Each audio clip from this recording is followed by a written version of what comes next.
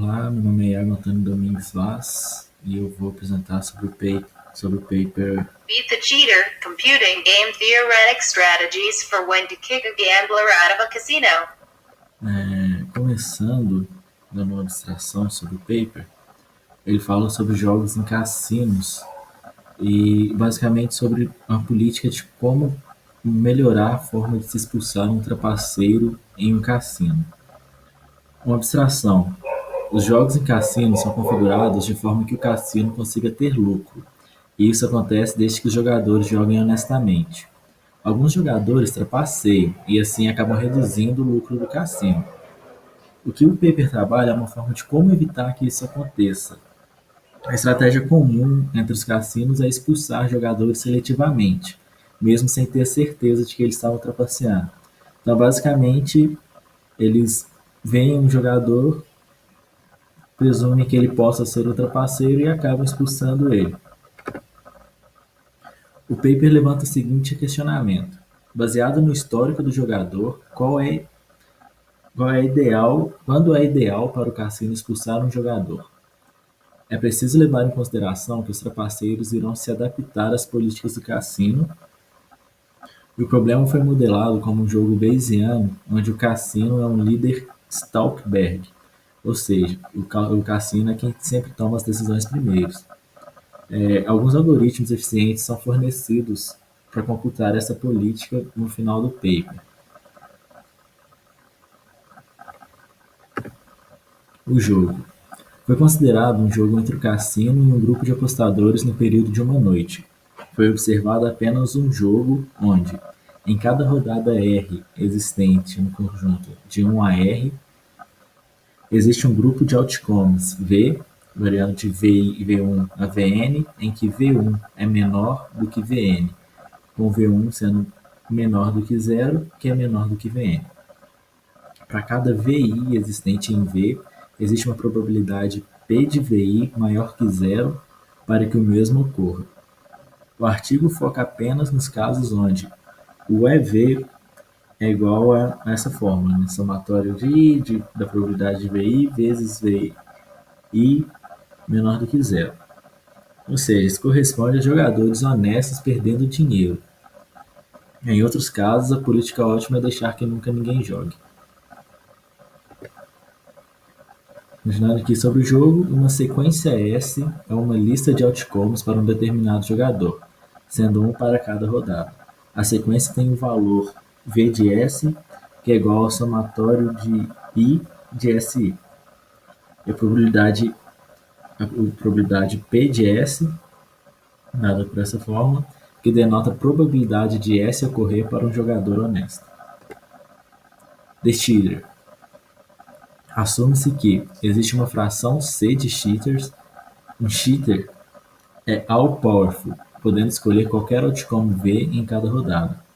O cassino nunca consegue detectar cheating diretamente, então ele nunca vai saber com certeza se aquela pessoa está trapaceando ou não. O único caminho para o cassino é verificar o histórico de partidas do jogador, para tentar assim determinar se o mesmo está ou não trapaceando. Porém, o cassino nunca consegue ter certeza de que não está expulsando o jogador honesto. E expulsar jogador honesto é custoso, já que se espera que o mesmo perca dinheiro para o cassino durante o resto da noite. O cassino. A política do cassino é definida por uma kick probability, PS. PS é a probabilidade de se expulsar um jogador para cada sequência S. Se PS existente entre 0 e 1 para todo S, então PS é uma política determinística. Política ótima do cassino. É possível apenas para small toys exemplos.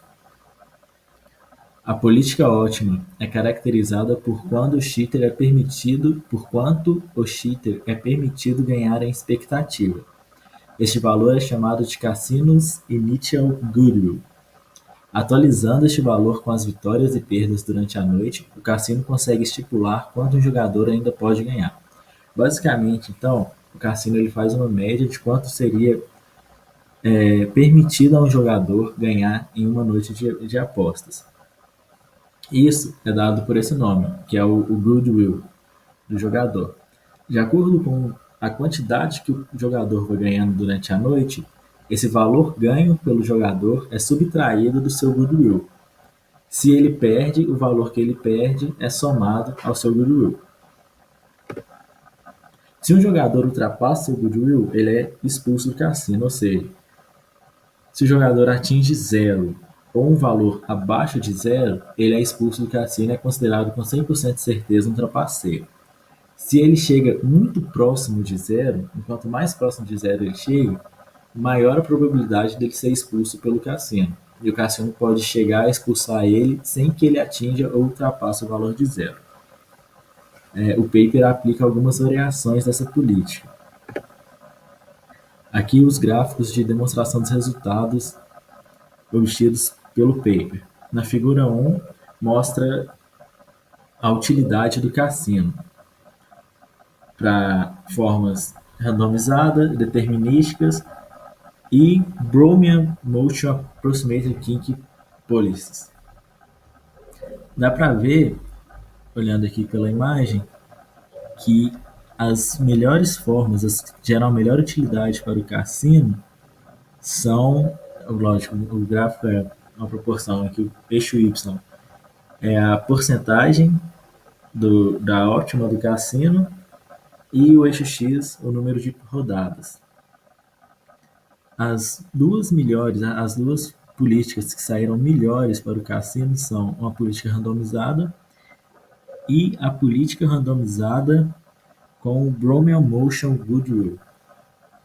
Ele aplica algumas outras, sendo só o Brownian Motion, uma política determinística e uma política determinística com Brownian Motion. Mas elas acabam não sendo tão boas assim, lógico, atingem uma porcentagem acima de 98%, mas elas exigem um número maior de rodadas que acaba gerando uma perda maior do cassino. E como foi dito antes também, esses exemplos eles funcionam só para small toys, exemplos. Por quê? Aqui tem um outro gráfico do tempo em segundos que demora para poder rodar de acordo com o número de probabilidades. E é algo crescente. Lembrando que isso é utilizado, eles têm que ficar analisando o histórico de cada jogador durante toda a noite. Então, se for considerado o número de jogadores existente em um cassino durante uma noite, é algo muito grande. E acaba provando que a política randomizada é melhor do que as outras políticas que possam ser adotadas pelo cassino. É isso. Pronto.